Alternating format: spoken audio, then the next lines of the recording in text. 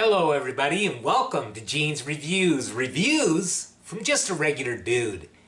Today I'm reviewing another channel here on YouTube. This is called The Paranormal Scholar. I think I've done a video on them before. I like this channel.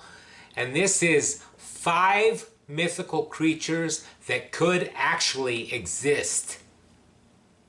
So let's check this one out. This ought to be pretty good.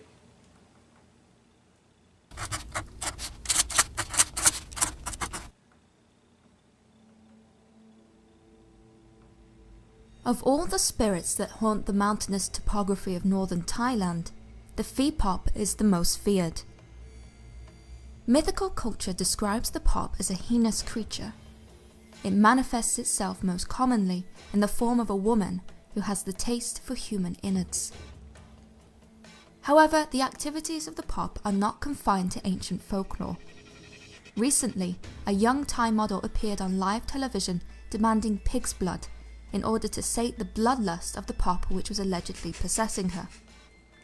The presenter proceeds to interview the creature as it occupies the woman's body, illustrating how real these beings are believed to be in Thai society.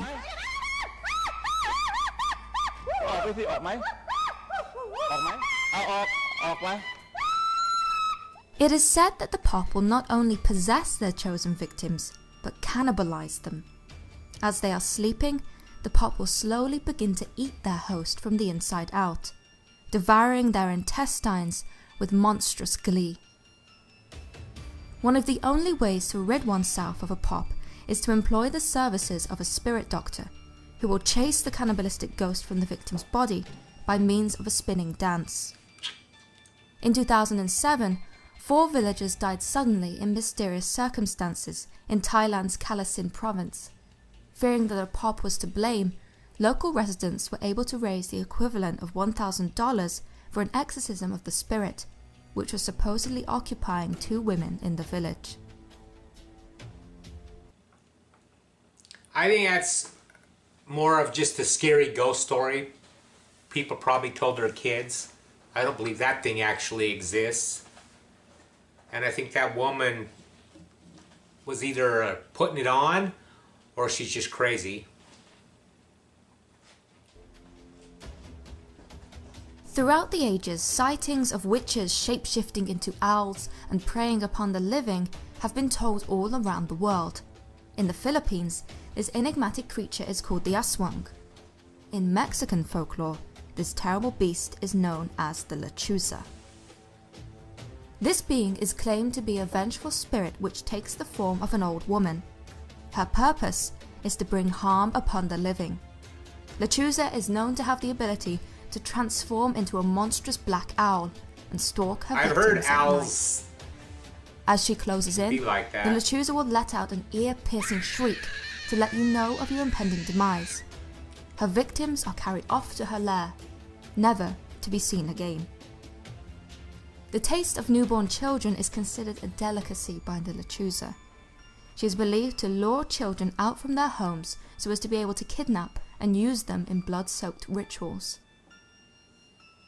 It is said that if you awake to find mysterious scratches on your door or windowsill, Lechuza visited your house in the night, and that you may be her next victim.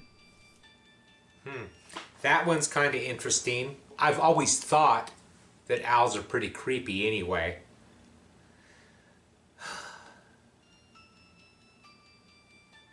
If ever you happen to find yourself gazing upon the outstanding beauty of a Scottish loch, do not be tempted into riding that lone horse by the waterside. I wouldn't do that anyway. It may be what Celtic folklore calls an Achillesia. This mythical beast is a shapeshifter, appearing most commonly as a sleek and handsome horse that offers itself to be ridden. However, once it has a rider on its back, this mystical horse will bolt into the water, dragging its victims into the murky darkness so as to devour them. Strangely, all that will remain of its victim is the liver, inedible to the beast, floating atop of the loch. Celtic folklore is stained with many bloody stories relating to the Achillesia. One of the most chilling is told in Aberfeldy, Perthshire. It involves 7 little girls and a small boy.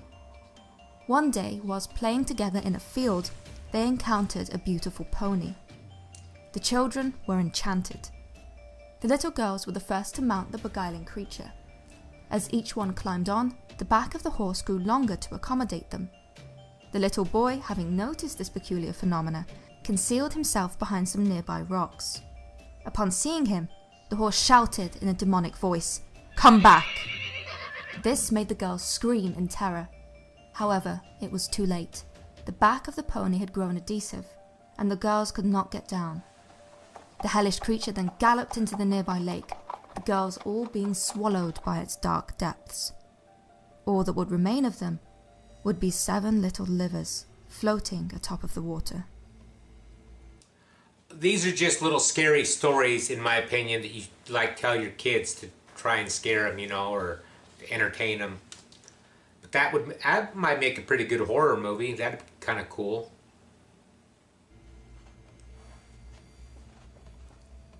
If a pregnant woman dies in Malaysia, it is imperative that the following ritual is performed with utmost precision. The dead woman's mouth must be filled with glass beads, and a single needle should be placed in each of her hands. If this does not happen, then she may return from the dead in the form of one of the most malevolent beings of folklore, a Pontianak. The Pontianak is vampiric in nature, and has many tactics for quenching its thirst for blood. Sometimes, it will mimic the sound of a baby crying in the hopes that a passerby will be tricked into straying from the safety of the path to investigate. The softer the baby's cry, the closer the Pontianak is to you. It is also said that the Pontianak will use its appearance in order to hunt its prey. As this creature often takes the form of a young, beautiful woman, it will use this beauty to lure men to isolated locations. However, once alone, her alluring gaze changes, and her once sweet floral scent transforms into a foul odour. At once, the man is attacked. The savage spirit digs in its sharp fingernails. The victim's abdomen is ripped open. What follows is a bloodbath. The Pontianak will gorge itself on the man's blood and innards as he is still alive. The monster may even brutally castrate its victim, prolonging the pain for its own delight. In order to break the Pontianak's cycle of slaughter, it is said that a nail must be driven into the back of its neck. So long as the nail remains, the blood drive is destroyed, and the Pontianak will become a normal woman.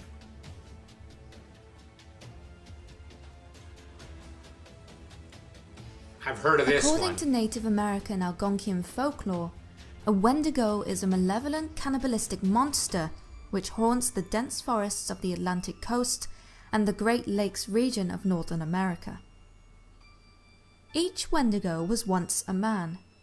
Many Wendigo stories describe the plight of a frontiersman or hunter who becomes lost in the freezing wilderness of winter. Cut off from supplies and subsequently driven insane by starvation, they become a cannibal to survive.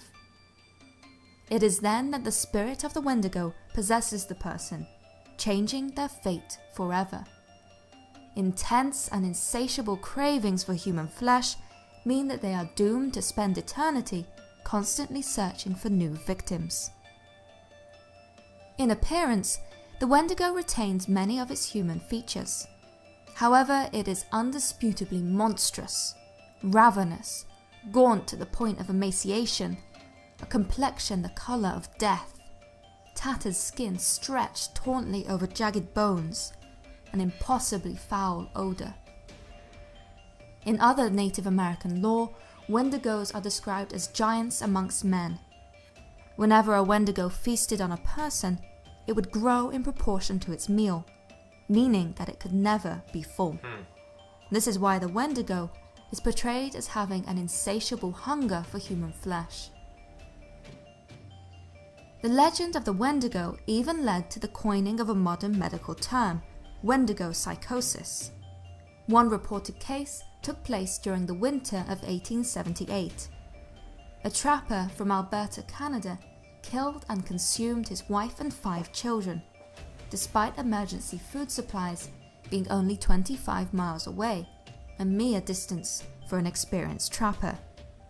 He later confessed that hunger for human flesh had consumed him. Yeah, I think all of those are just basically scary stories to tell your kids and everything. The Wendigo is the only one that I've ever heard of. But it was kind of interesting. I like this channel, The Paranormal Scholar. They have a lot of pretty cool videos on the channel. You should check it out. Anyways, let me know in the comments down below what you thought of that. Like, subscribe, hashtag Mean Gene, all that fun stuff. And I will see you next time.